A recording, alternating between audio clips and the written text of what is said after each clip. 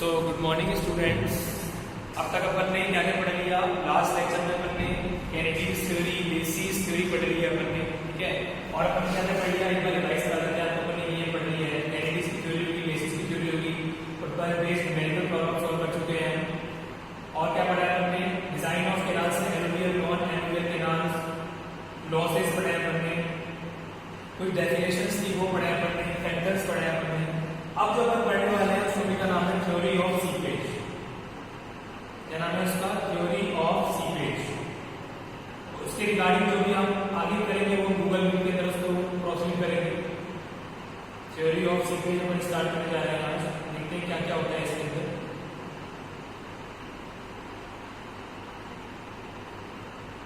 हमारा हेडिंग जो है वो डाल दिया थ्योरी ऑफ सीपेज। सबसे पहले हमें देखेंगे सीपेज होता क्या है। Topic name is theory of seepage. Seepage क्या चीज होती है? ये क्या चीज है सीपेज? सीपेज कुछ नहीं, पानी का रिसना लिखा जाए, पानी का रिसना।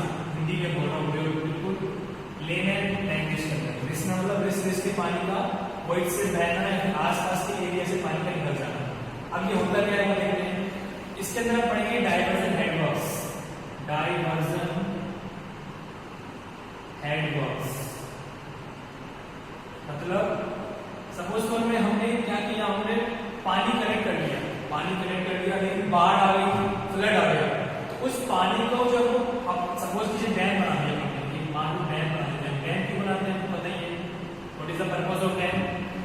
या पानी को स्टोर कर सके, ठीक है ना, स्टोर कर सके। और मान लो कि फ्लड आ जाता है, फ्लड को भी क्या कर सकता है ये?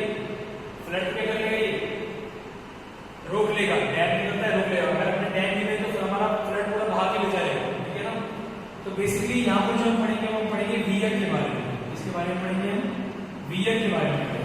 अब ये डैम बनाया है तो ये होता है डैम का अप स्ट्रीम और ये होता है डाउन स्ट्रीम। इसको बोलते हैं अप स्ट्रीम और ये होता है मेरा डाउन स्ट्रीम, ठीक है।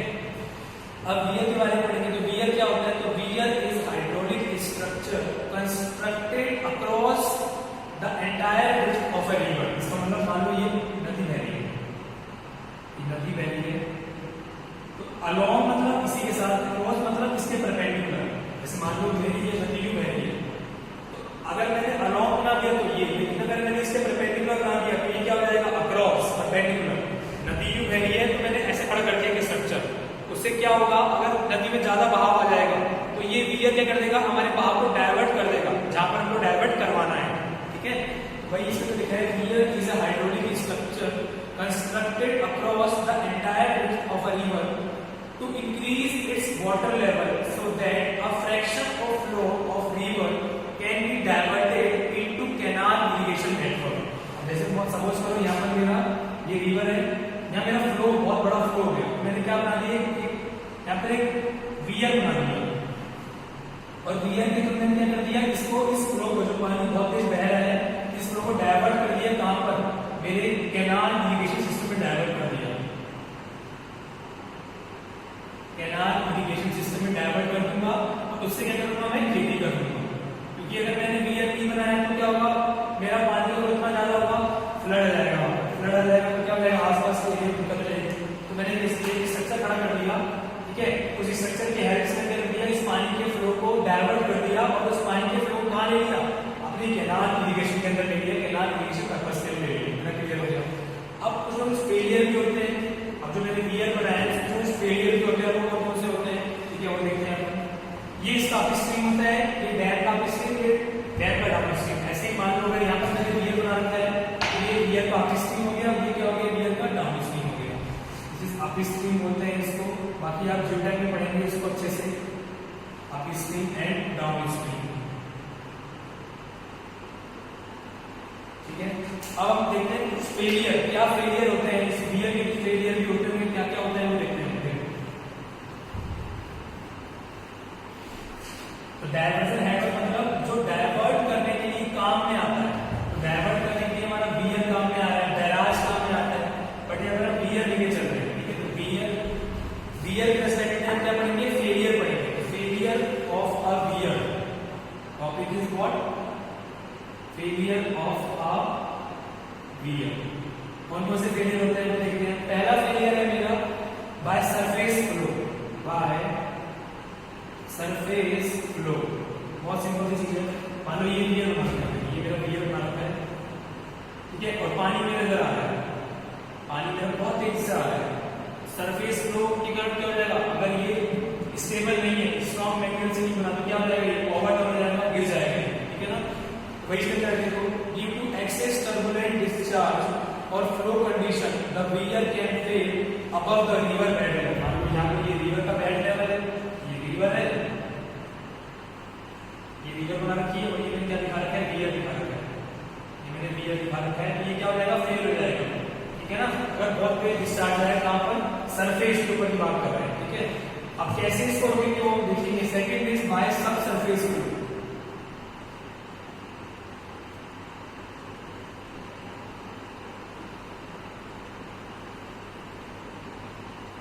बाय सब सरफेस फ्लो। इसमें क्या है देखो, ड्यू टू एक्सेस टर्बुलेंट, इसमें देख लेते हैं तो इसमें क्या है देखो, the sub surface flow will be taking place below a foundation of pier and can cause a failure of this foundation in following two times। अब देखो ये हमारा सरफेस था, सरफेस के ऊपर, अब नीचे मान लो सपोज करो ये मेरा पानी है, अब मैं बात कर रहा हूँ नदी के नीचे, यहाँ कैसे दिक्कत आएगी, ये मेरा पियर बना हुआ है ऊपर इसके, ये मेरा पियर बना हुआ है, ये मेरा रिवर है।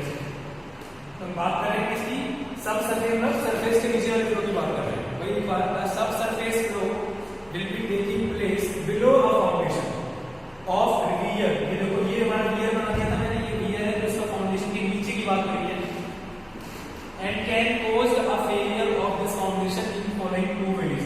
अब सब सरफेस फ्लो के अंदर दो तरीके हैं जहां पर क्या होगा, मेरा फेल होगा। कौन कौन से हैं वो समझते हैं, बहुत इंपॉर्टेंट है। पहला है सब सरफेस फ्लो में, फर्स्ट इज पाइपिंग। पहला जो मेरा फेलियर है, first is what, piping. Piping और इसको बोलते हैं दूसरी लैंग्वेज के अंदर अंडरमाइनिंग।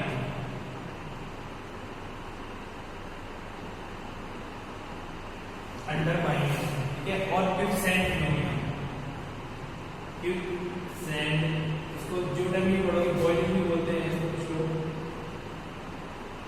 बॉइलिंग। अब होता क्या करें, समझो क्या बोला है, क्या है ये, फ्लोटिंग भी बोलते हैं, बहुत सारे नाम है इसके एग्जाम में।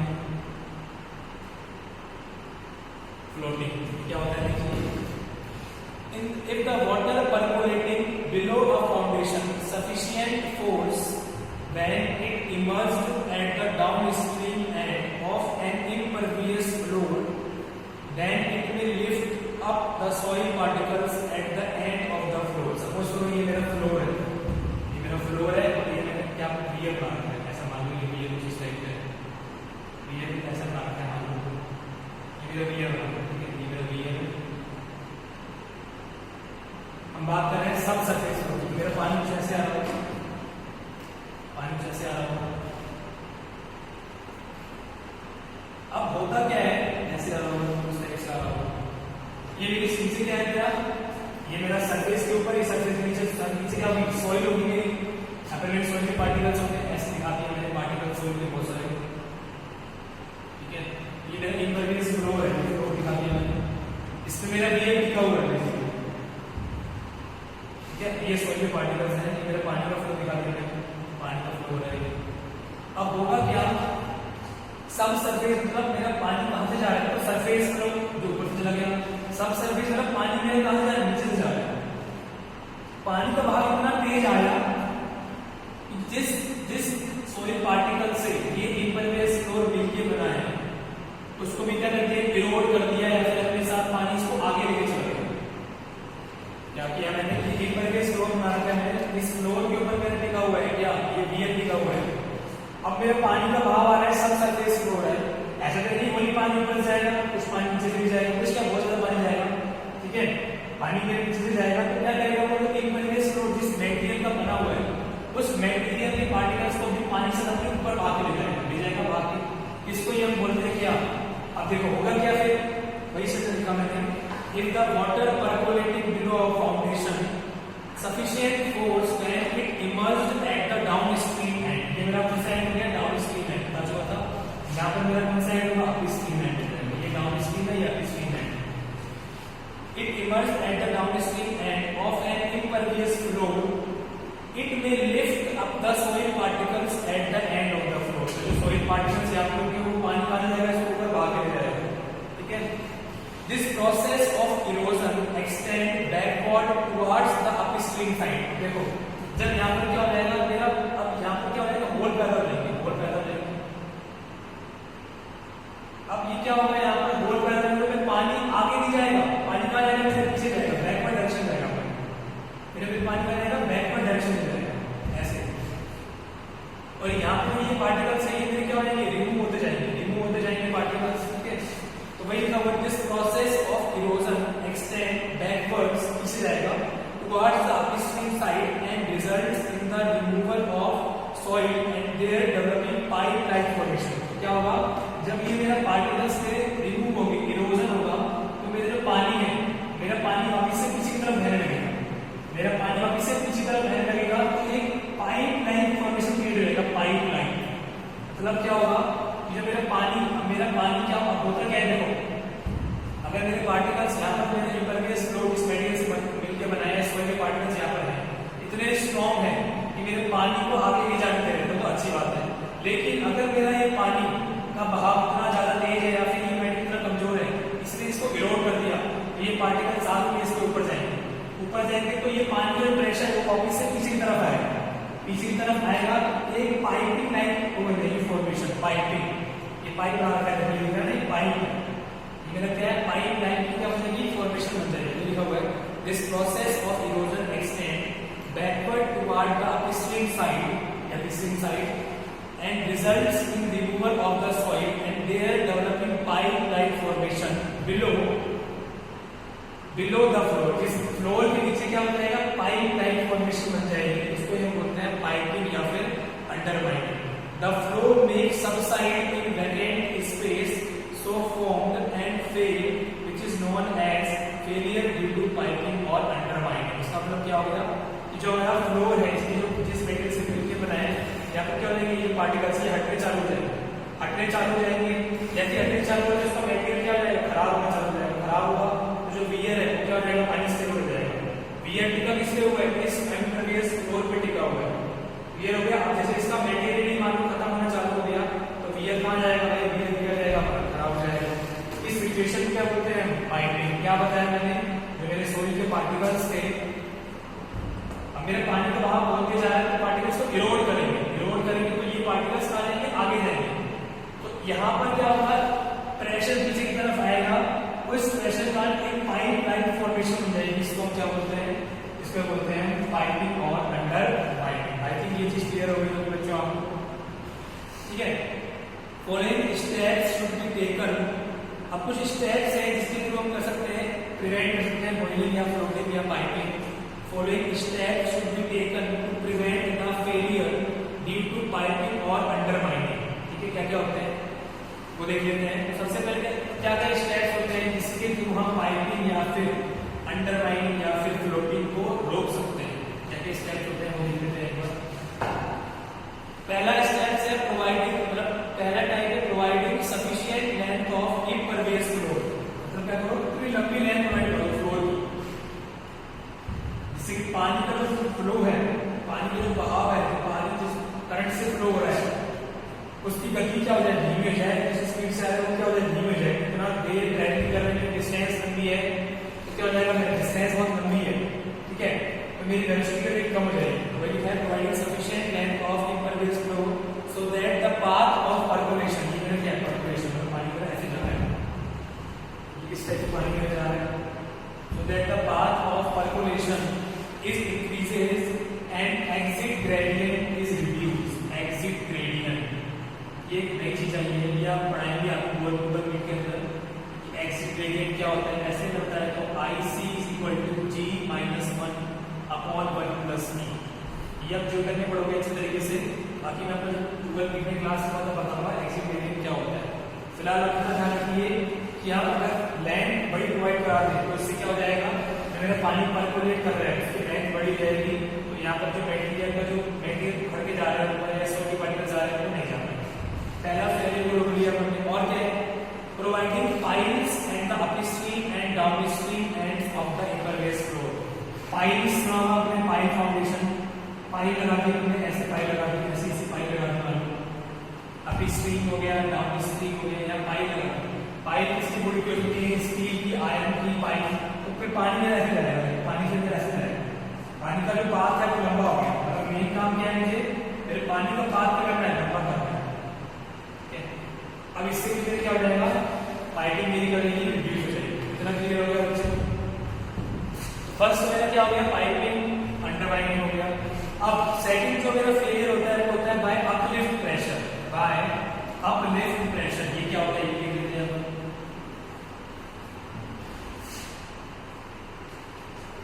Second is what, by uplift pressure. मतलब इसके कारण कैसा फेलियर होता है, तो बात कर रहा है इसकी सब सरफेस फेलियर होती है। ये क्या होता है देख लेते हैं एक बार अपन। The water percolating below a foundation exert an upward pressure on the impervious floor। अब देखो ये मेरा impervious floor बना दिया। impervious floor मतलब क्या हो गया, इसके अंदर से पानी नहीं जा पाएगा, ठीक है ना। अब मेरा पानी जो मेरे यहाँ से आ रहा है तो मेरा पानी कहीं यहाँ से जाएगा, ठीक है ना। impervious floor मतलब पानी कहीं नहीं जा पाएगा।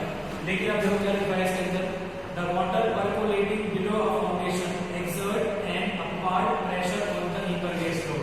अब जो मेरा पानी आ रहा है वो पानी में प्रेशर आएगा इसके ऊपर, ये पानी प्रेशर लगाएगा, पानी क्या लगाएगा, मेरा प्रेशर लगाएगा। उस प्रेशर से क्या होगा, then it may fade by overturn. तो क्या हो सकता है, जो मेरा फ्लोर है वो टर्न हो जाएगा। क्या पता ये फ्लोर मेरा सीधा है, कहीं ऐसा हो गया तो फ्लोर मेरा कुछ ऐसा हो जाएगा, तो सिचुएशन खराब है ना। मतलब भाई मैंने यहाँ पे गियर लगा रखा था, उसकी स्टेबिलिटी सीधी फ्लोर पे, अब फ्लोर पे इतना प्रेशर आया कि मेरा जो फ्लोर था वही मेरा क्या हो गया, ओवरटर्न हो गया, ठीक है। इसको कैसे रोक सकते हैं, following steps should be taken to prevent failure due to uplift pressure. क्या क्या हो सकते हैं वो देखते हैं, वो कौन कौन से स्टेप्स हैं।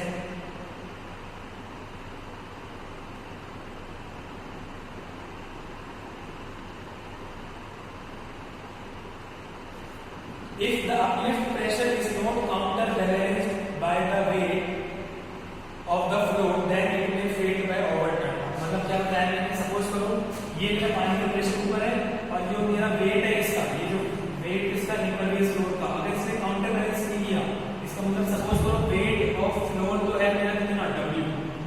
वेट ऑफ फ्लोर तो मेरा कितना है, W। और जो मेरा प्रेशर है पानी का, pressure of water, that is P। अगर यहाँ पे W की वैल्यू पीछे जाता है, स्टेबल कंडीशन है, यहाँ पर कोई दिक्कत नहीं है, क्योंकि हमारा फ्लोर का वेट जाता है। लेकिन अगर मेरा प्रेशर ज्यादा हो गया वेट से तो क्या हो जाएगा, अनस्टेबल या फिर फेलियर कंडीशन। इस टाइम क्या हो जाएगा, मेरा ओवर टर्निंग हो जाएगी, ओवर टर्निंग हो जाएगी, ठीक है। और अगर मेरा ये P बराबर W है तो कोई दिक्कत नहीं है, ये भी स्टेबल ही है, ठीक है। तो हमेशा फ्लोर का जो है वेट ज्यादा होना चाहिए किससे, प्रेशर से, ठीक है ना।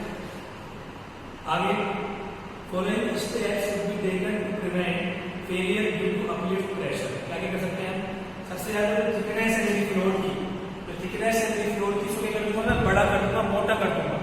अगर सपोज करो इतनी पतली है तो उसको मोटा कर दिया, थिकनेस को क्या करूंगा मैं, इतना मोटा कर दिया, थिकनेस है तो इसको मोटा कर दिया। मोटा करने से क्या हो जाएगा, वेट बढ़ जाएगा इसका, तो ये भी फायदा करता है।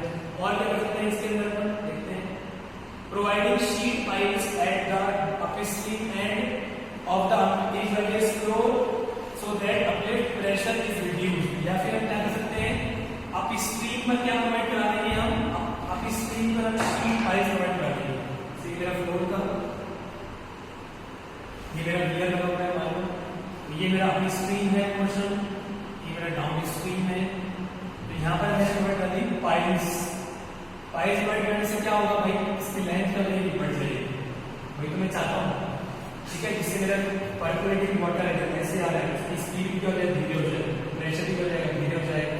ये लिखा हुआ है providing sheet pipe at the upstream end of the interface flow so that the uplift pressure is reduced on the downstream side. यहाँ पे जो अपलिफ्ट प्रेशर क्या हो जाएगा, रिड्यूस हो जाएगा। आपको अगर अपस्ट्रीम डाउनस्ट्रीम समझ में नहीं आया तो आप एक बार इसको यूट्यूब पे देखना कि what is upstream and downstream.